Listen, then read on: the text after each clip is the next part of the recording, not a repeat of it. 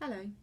I wrote this poem, and it's a bit of a deep one, to try and explain to a nurse how, even though as a nurse you can be as understanding as you want to, you still don't always, you still won't understand what it's like for a family member of someone who's passed away, who's been in your care.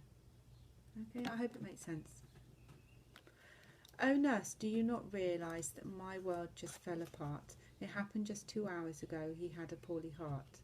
You phoned me with your pleasant voice of sympathy and calm, and broke the news he passed away with empathetic charm.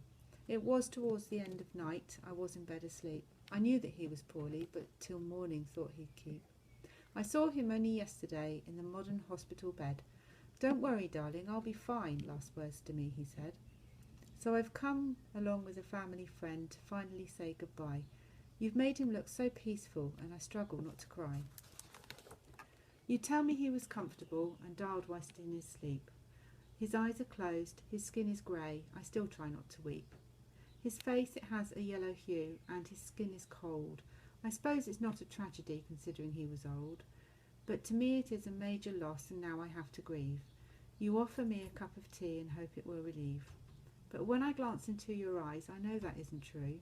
That though you're being oh so kind, you've other things to do. You hide it well behind your smile, your professionalism great. I appreciate you try so hard, but you don't want to be late. I know what it is like for you. I used to nurse as well. You've the drug round and 3 dressings to do, and patients ringing the bell. The doctor's round won't wait, and the care plans must be wrote. But you've still made time for me, nurse, and for that you get my vote. Thank you for looking after him and for all your sympathy, but you don't really understand how it's affecting me.